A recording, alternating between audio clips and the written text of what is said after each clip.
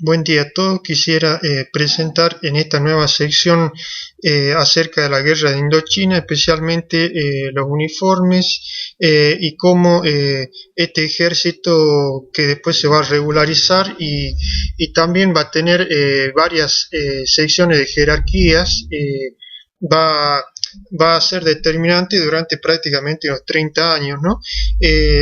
Acá podemos ver en la figura número uno y en la número 2 que estos eran guerrilleros de etnias particulares, de etnias minoritarias que estaban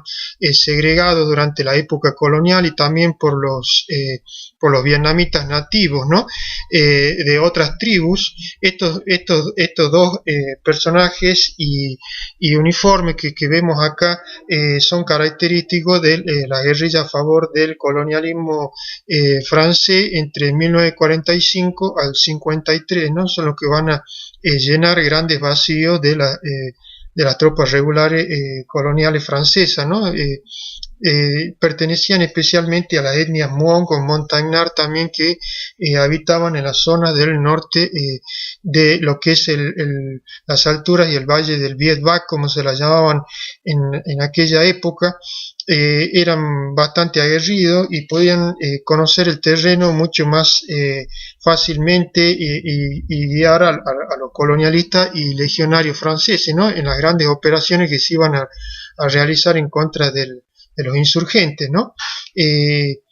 Como vemos, están equipados principalmente con uniformes franceses y también con uniformes locales hechos de confección textil local, con armamento, como vemos, ligero, como vemos, morteros de pequeño alcance, pero muy útiles para estas incursiones que eran, digamos, incursiones a pequeña intensidad, ¿no? Pero muy fuerte y muy desgastante, ¿no? Los fusiles que utilizaban también eran remanentes tanto británicos de la Segunda Guerra Mundial como también proporcionados por Francia, ¿no? En el tercer dibujo y la tercera presentación vemos por primera vez al Viet Minh o las guerrillas estas que operaban en la zona del delta del Mekong con su característico ya pijama de color oscuro o marrón oscuro y pañuelos también que eran característicos para identificarlos como parte de esta guerrilla comunista, ¿no? Las sandalias que utilizaban en aquella época eran confeccionadas por neumáticos de vehículos o que utilizaban ellos o que atentaban y quedaban como remanente del mismo, ¿no? En la siguiente fotografía, esta es sacada, creo yo que es fácilmente identificada para lo que nosotros estudiamos las guerras por digamos, el editorial Osprey Military, donde podemos observar también tres, digamos,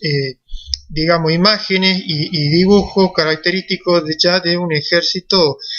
regular y ya altamente equipado, ¿no? Como vemos en la primera imagen, vemos a un Viet Minh de la década del 45 al 50, de ropa, digamos, local y de civil, pero que ya pertenecía a la guerrilla ya esta comunista. Como podemos observar ya que las subametralladoras que utilizaban eran bastante ya modernas por la época, y acá vemos una especie de faja o de cinturón donde llevaban la comida que era a base de arroz de aquella época y que eso representaba para el soldado regular norvietnamita o del Viet Minh de aquella época, digamos, la supervivencia por largos periodos en las zonas selváticas o de altura, ¿no? Donde las temperaturas, como dije en los anteriores videos, variaban de 40 grados a lluvias de tipo monzónica, ¿no? Propios de ambientes subtropicales, ¿no? En la imagen número 2, acá vemos ya un uniforme ya confeccionado tanto localmente como también con claros distintivos rasgos chinos, ¿no? Y el característico, digamos, casco de abedul o de corteza de árbol de estas zonas digamos, selvática, y que era ligero y era muchísimo más cómodo, quizá que los otros que eran muchísimo más técnicos, como el de los paracaidistas franceses, ¿no? Como vemos acá también una especie de bolsa o de cinturón explosivo que siempre llevaban como parte de su táctica suicida para infiltrarse en las bases tanto militares como aéreas del ejército francés, ¿no? Y una subametralladora de la Segunda Guerra Mundial de tipo rusa, que era también con un poder de fuego bastante importante, y en algunos casos se utilizaba el tambor de munición que llevaba más cantidad de rondas, ¿no? El PSH-41, o también llevaban otro tipo de fusiles también de origen soviético, ¿no? Y como vemos acá también una mochila donde llevaba la tienda de acampar y la cantimplora, y por supuesto todo material que caracterizaba al Viet Minh para sus largas estadías en las zonas rurales, ¿no? Este uniforme ya era una especie de gala, y este es el uniforme característico de la división, digamos, 308, que, digamos, llegó a Hanoi en 1954, y la más predilecta por Giap, ¿no? Como vemos acá, el equipo y el uniforme era ligero y estaba adaptado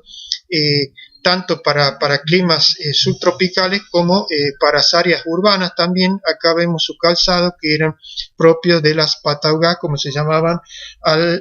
digamos, al calzado característico de confección francesa, ¿no? En esta siguiente imagen vemos ya en un museo el uniforme del Viet Minh, que no llevaba más allá de una subametralladora tanto remanente de fines de la Segunda Guerra Mundial como de confección francesa, digamos, una pistola también de calibre de 8 milímetros y granada, digamos, de tipo huevo, que prácticamente hacían a este tipo de soldado regular muy ligero y muy rápido en cuanto a ofensivas que requerían, digamos, de tácticas que no eran demasiado complejas, pero que requerían de una gran resistencia por parte de estos regulares que estaban acostumbrados a operar en zonas, tanto como dije, de ribera de ríos, de zonas montañosas altamente selváticas, de áreas donde los caminos prácticamente no estaban pavimentados, donde las lluvias monzónicas provocaban, digamos, tráficos especialmente a vehículos pesados o de carga, en lugares donde prácticamente era inaccesible para el común, digamos, de ejércitos convencionales, ¿no? Sin embargo, esto actuó durante la batalla de Bien Bien Phu en forma organizada y disciplinada. Acá no está visible lo que es la pala de campaña, que es lo que permitió, digamos, cavar grandes trincheras en torno a búnker y bloqueo de esa zona. Y claramente vemos de que no eran, digamos, divisiones con 1000 o 2000 hombres, sino que llevaban a 10.000 y hasta 40.000 hombres, digamos, prestos para una batalla con un poderío, digamos, de potencia militar muy importante, ¿no? Además, hay que destacar también que estos irregulares también debían soportar bombardeos tácticos y de napalm, que en aquella época se utilizaba en forma, digamos, de apoyo aéreo en cuanto a las posiciones que eran asediadas de los franceses. Llevaban una cierta desventaja que pudieron suplir con un camuflaje bastante elaborado y un uniforme caqui de color gris verdoso que les permitía operar tanto en zonas semiurbanas como en zonas rurales, ¿no? No hay una complejidad en cuanto al armamento, como dije, mortero de tipo ligero, subametralladoras y fusiles remanentes tanto de los japoneses como norteamericanos y británicos, y los capturados a las guarniciones francesas aisladas, como así también Granada, y en aquella época los cañones y la artillería, si bien eran ligeros, lograron movilizar en tiempo récord, en ambientes hostiles, climáticos y geográficos, baterías del tipo 150 milímetros y obuses también que eran bastante pesados, con lo cual vemos que no era un ejército a tomar a la ligera, ¿no? Sino que acá vemos cómo ha sorprendido, digamos, al común de la opinión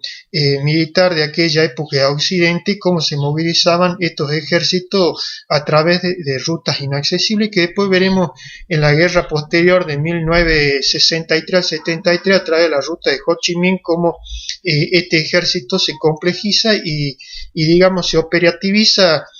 a distancia bastante importante, ¿no? Y expande, digamos, hacia otros territorios que le eran desfavorables, como eran Laos y Camboya, ¿no?